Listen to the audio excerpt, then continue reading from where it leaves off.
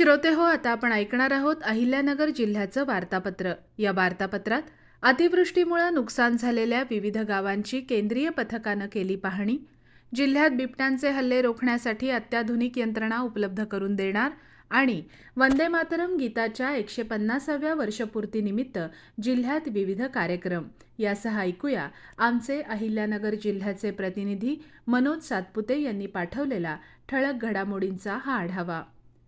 अहिल्यानगर जिल्ह्यात सप्टेंबर महिन्यात झालेल्या अतिवृष्टीमुळे शेती, घरं, रस्ते, पूल, वीज आणि पाणीपुरवठा तसंच सार्वजनिक मालमत्तेचं मोठ्या प्रमाणावर नुकसान झालं आहे।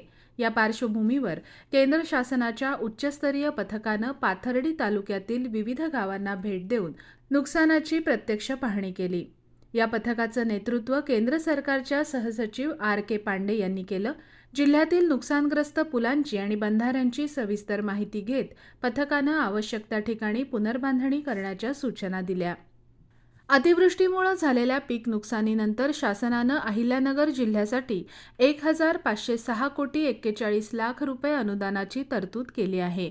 जिल्ह्यातील एकंदर 8,27,118 शेतकऱ्यांचं नुकसान झालं असून यापैकी 5 लाखापेक्षा जास्त शेतकऱ्यांना 1,002 कोटी 27 लाख रुपये अनुदान वितरित करण्यात आलं आहे। अद्याप 85,528 शेतकऱ्यांचे ई-केवायसी प्रलंबित असल्यानं त्यांचं अनुदान जमा होऊ शकलेलं नाही।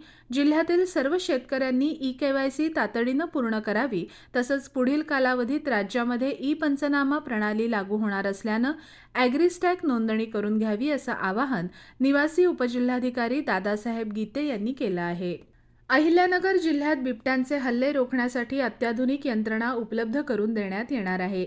यासाठी जिल्हा नियोजन आणि विकास समितीतून 8 कोटी 13 लाख 44 हजार रुपयांचा निधी उपलब्ध करून देण्यात आला आहे। जलसंपदा आणि जिल्ह्याचे पालकमंत्री राधाकृष्ण विखे पाटील यांनी नुकतीच ही माहिती दिली। या निधीतून 300 पिंजरे, 300 ट्रॅप कॅमेरे, जॅकेट, बूट, टॉर्च, बंदूक यासारखी विविध उपकरणं उपलब्ध करून दिली जाणार आहेत। त्याचबरोबर 22 बचाव वाहनं तातडीनं खरेदी करण्याच्या सूचनाही विखे पाटील यांनी प्रशासनाला दिल्या आहेत। जिल्ह्यात 1150 बिबटे असल्याची माहिती समोर आल्यानंतर बिबटे पकडण्यासाठी विशेष मोहीम आता राबवली जाणार आहे। पकडलेले बिबटे वनतारा इथं पाठवण्याबाबतची अंमलबजावणी तातडीनं करण्याचे आदेशही पाटील यांनी दिले आहेत। तसंच जिल्हाधिकाऱ्यांना तालुकानिहाय बाबतच्या आढावा सूचनाही त्यांनी दिल्या आहेत। वंदे मातरम या गीताच्या निर्मितीला 150 वर्ष पूर्ण होत आहेत। या निमित्तानं अहिल्यानगर जिल्ह्यात अनेक कार्यक्रमांचं आयोजन करण्यात आलं आहे।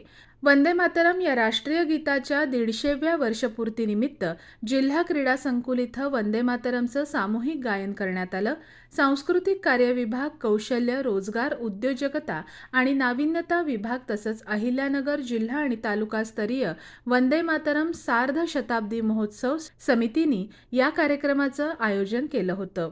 दिवंगत आमदार शिवाजी कर्डिले यांच्या निधनानंतर सहकारी बँकेच्या रिक्त अध्यक्षपदी माजी आमदार चंद्रशेखर घुले पाटील यांची बिनविरोध निवड झाली आहे।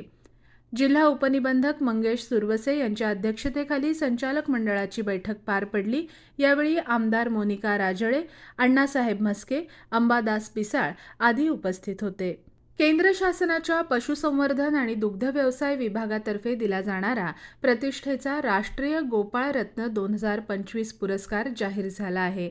राज्यातील 2 पशुपालकांपैकी अहिल्यानगर जिल्ह्यातील निघोज इथल्या श्रद्धा ढवण यांची राष्ट्रीय स्तरावर तृतीय क्रमांकासाठी निवड झाली आहे। देशी गाई म्हशींच्या संगोपनातून उत्कृष्ट दुग्ध उत्पादन आणि व्यवस्थापन केल्याबद्दल हा सन्मान त्यांना देण्यात आला। जिल्हा विधी सेवा प्राधिकरण, bar association, central bar association, सर्व न्यायालयीन कर्मचारी संघटना आणि जनकल्याण रक्तपेढी यांच्या संयुक्त विद्यमानं जिल्हा आणि सत्र न्यायालयात आयोजित रक्तदान शिबिराला उत्स्फूर्त प्रतिसाद मिळाला। शिबिरात 55 रक्तदात्यांनी स्वयंस्फूर्तीनं रक्तदान केलं। तर श्रोतेहो, हे होतं अहिल्यानगर जिल्ह्याचं वार्तापत्र। आमचे अहिल्यानगर जिल्ह्याचे प्रतिनिधी मनोज सातपुते यांनी पाठवलेली माहिती आपण ऐकलीत। वाचन केलं होतं लौकिका रास्ते यांनी। हा कार्यक्रम आकाशवाणी पुणे केंद्राच्या प्रादेशिक वृत्त विभागानं सादर केला।